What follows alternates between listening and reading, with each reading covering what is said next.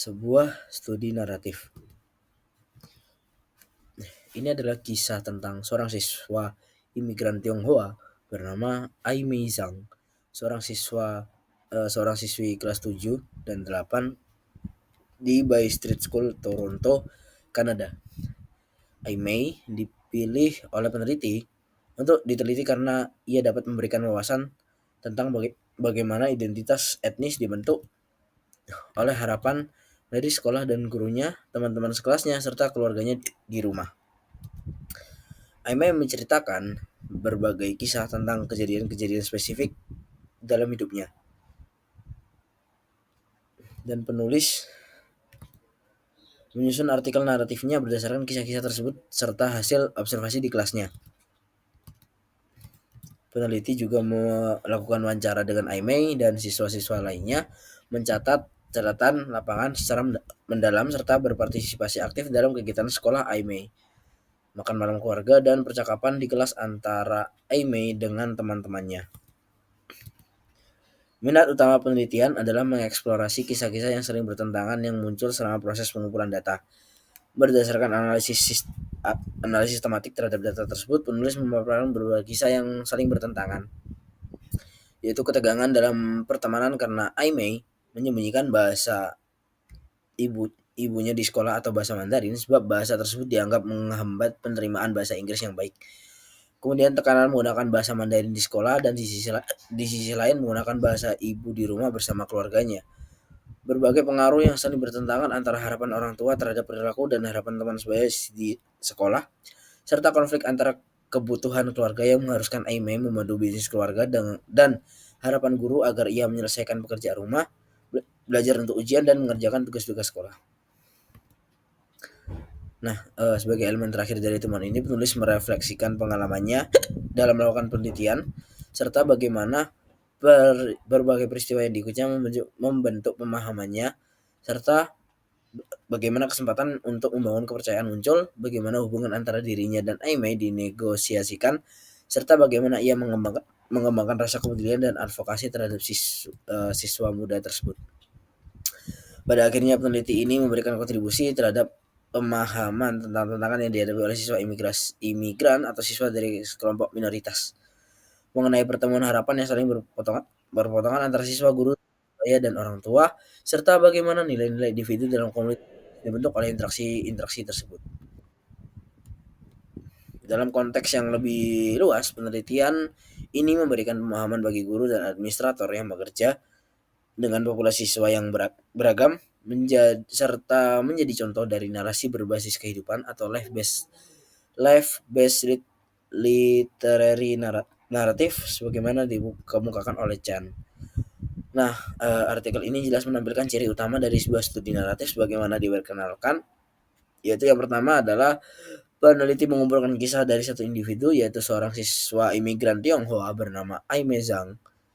Kemudian yang kedua adalah peneliti menegaskan sifat kolaboratif dari proses pengumpulan kisah dan hubungan yang terbentuk seiring waktu antar peneliti dan partisipan dalam penelitian ini.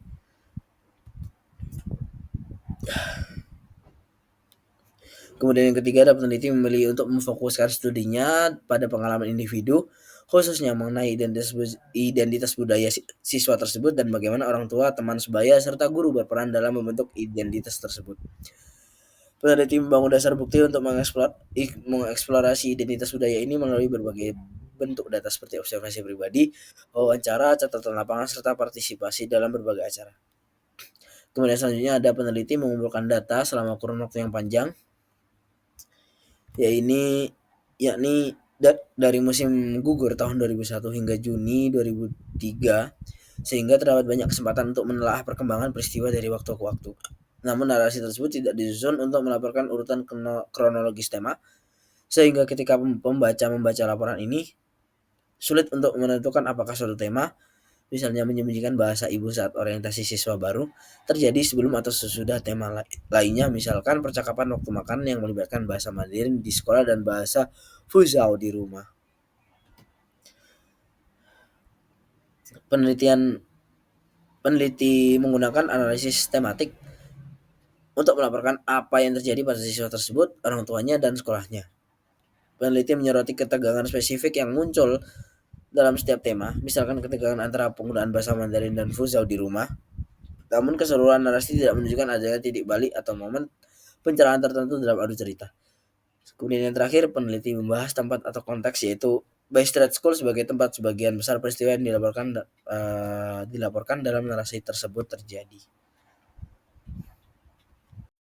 Selanjutnya ada phenomenological study, di mana pada buku Creswell ini itu mengambil contoh pada eksplorasi pengalaman pasien dan representasi kognitif mereka tentang AIDS dalam konteks fenomenologi karangan Anderson dan Spencer pada tahun 2002. Nah, para penulis itu memperkenalkan studi ini dengan merujuk pada jutaan individu yang terinfeksi HIV dengan mengusulkan kerangka kerja, meregulasi diri dalam representasi penyakit, dan menyarankan bahwa pasien adalah pemecah masalah yang aktif, di mana perilaku mereka merupakan hasil dari respon kognitif dan emosional mereka terhadap ancaman kesehatan. Adapun pada penelitian Anderson dan Spencer, desain penelitian mereka itu melibatkan studi terhadap 58 pria dan wanita yang didiagnosis menderita AIDS. Nah, untuk mempelajari individu-individu tersebut, Anderson dan Spencer itu menggunakan fenomenologi dan prosedur yang dikembangkan oleh Kolaizi pada tahun 1978 dan dimodifikasi oleh Mostakas pada tahun 1994. Adapun hasil analisis data dari wawancara-wawancara yang telah dilakukan, pertama adalah membaca transkrip tertulis berulang kali untuk mendapatkan gambaran keseluruhan tentangnya. Lalu yang kedua, mengidentifikasi frasa atau kalimat penting yang berkaitan langsung dengan pengalaman.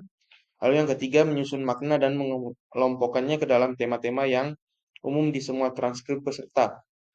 Lalu yang keempat ada mengintegrasikan hasilnya ke dalam deskripsi mendalam dan komprehensif tentang fenomena tersebut. Lalu yang terakhir ada memvalidasi temuan dengan peserta dan menyertakan komentar peserta dalam deskripsi akhir. Nah, studi tersebut diakhiri dengan diskusi di mana para penulis menjelaskan esensi dari pengalaman pasien dan strategi coping, yaitu konteks atau kondisi yang mengelilingi pengalaman yang digunakan pasien untuk mengatur suasana hati dan penyakit.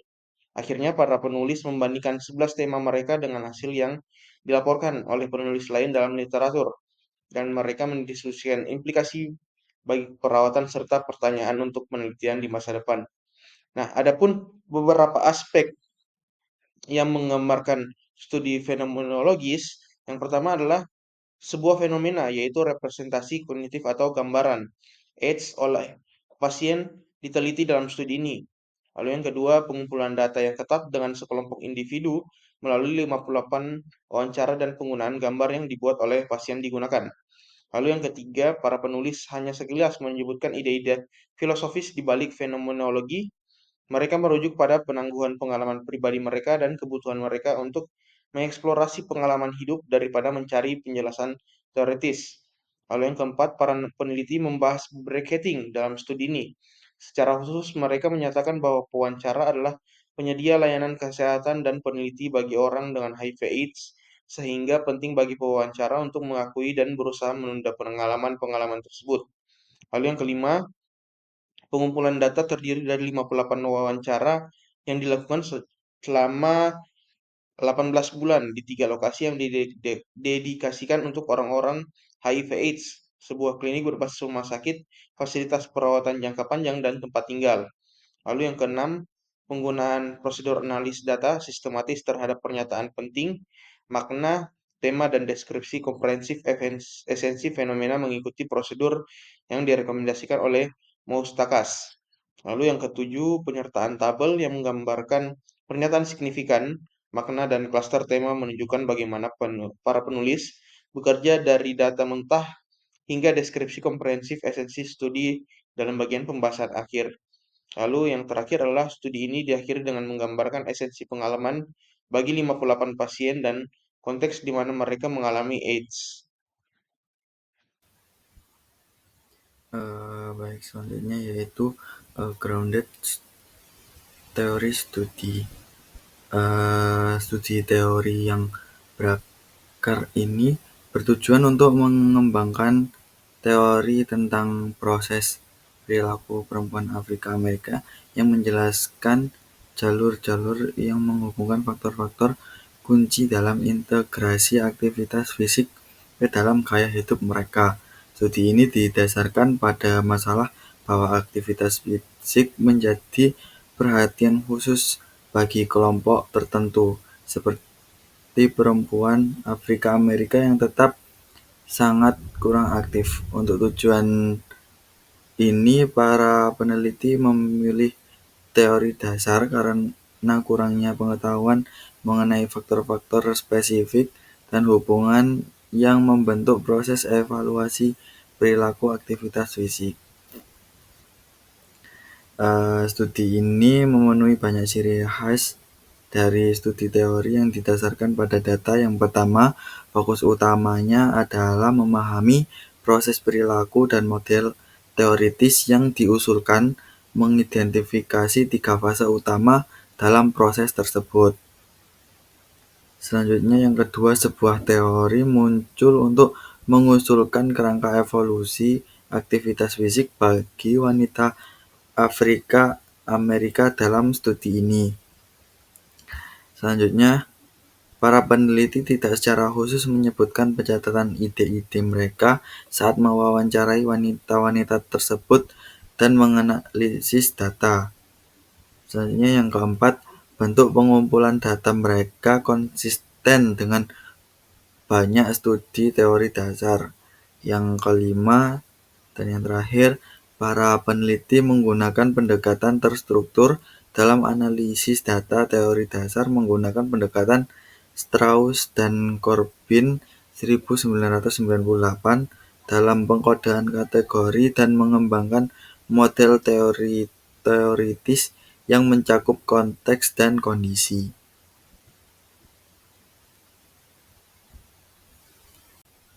Baik, selanjutnya yaitu etnografi studi.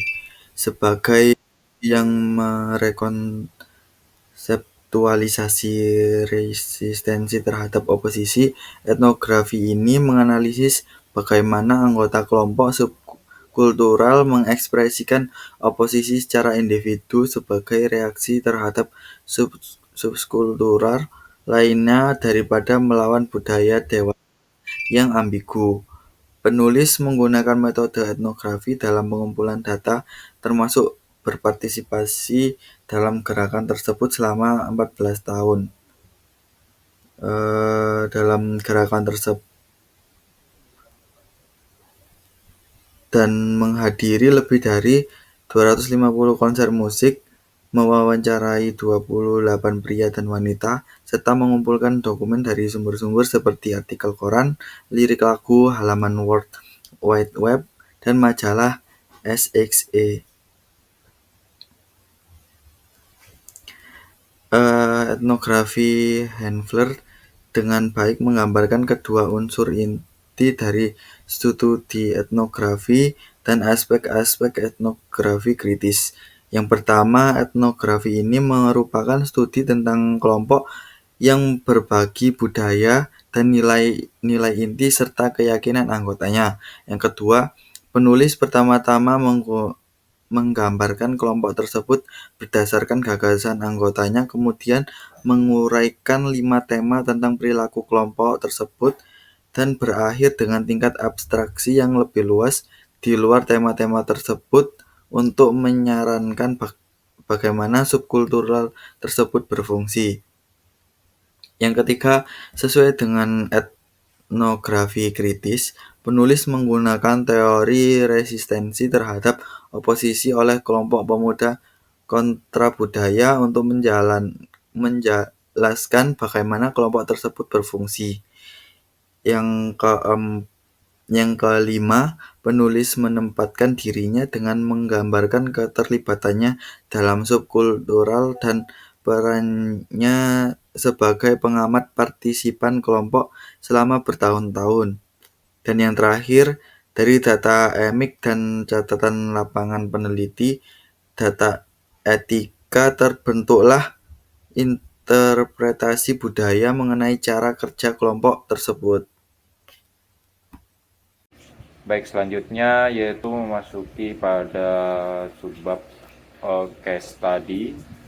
Ini dari Assumption dan Creswell 1995, yang mana di sini dia membahas mengenai studi kasus ini, meneliti bagaimana sebuah kampus universitas bereaksi terhadap insiden penembakan ketika seorang beasiswa mencoba menembakkan teman-teman sekelasnya.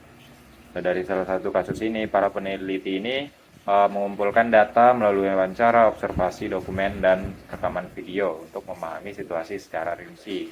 Nah, penelitian ini berlangsung secara 6 bulan dengan fokus awal pada 2 minggu pertama setelah kejadian.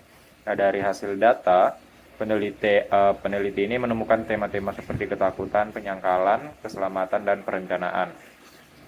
Nah, tema-tema tersebut dikelompokkan ke dalam 2 perspektif utama. Yang pertama yaitu organisasional, yang mana dapat menunjukkan bagaimana kampus mengelola krisis dan psikologis, yang menggambarkan respon emosional masyarakat kampus. Yang mana tujuan utamanya yaitu meneliti tujuan utama penelitian itu bukan hanya untuk menggambarkan kejadian, tetapi juga untuk memahami secara mendalam cara kampus menangani kekerasan dan menemukan pelajaran yang berguna untuk situasi serupa di masa depan. Nah, pada slide selanjutnya ini difference among the approach, atau perbedaan antara pendekatan-pendekatan. Yang mana dari subbab ini itu menjelaskan bagaimana 5 pendekatan utama dalam penelitian kualitatif itu berbeda satu sama lain. Setiap pendekatan memiliki tujuan utama atau fokus yang berbeda. Yang mana hal yang ingin dipahami secara fokus yang berbeda, yang mana hal yang dipahami dapat dipelajari secara mendalam. Nah, yang pertama itu ada penelitian naratif atau narrative research, yang mana berfokus pada kisah hidup satu individu. Tujuannya adalah untuk menceritakan dan memahami pengalaman orang tersebut. Yang kedua ada fenomenologi, yang mana ini berfokus pada pengalaman hidup bersama dari beberapa orang terhadap suatu fenomena. Selanjutnya itu ada grounded teori, yang mana ini bertujuan membangun teori baru berdasarkan data yang dikumpulkan peneliti. Fokusnya adalah menjelaskan proses atau cara sesuatu terjadi. Selanjutnya ada etnografi, yang mana ini mempelajari kelompok budaya, sekelompok orang yang hidup atau bekerja bersama dan berbagi kebiasaan atau nilai yang sama. Tujuannya untuk menggambarkan bagaimana kelompok itu berfungsi dalam kehidupan sehari-hari. Yang selanjutnya itu ada case study, yang berfokus pada satu kasus tertentu seperti sekolah, organisasi, atau peristiwa, yang mana peneliti mempelajari kasus itu secara mendalam untuk memahami isu kompleks yang ada di dalamnya. Nah, jadi dari kelima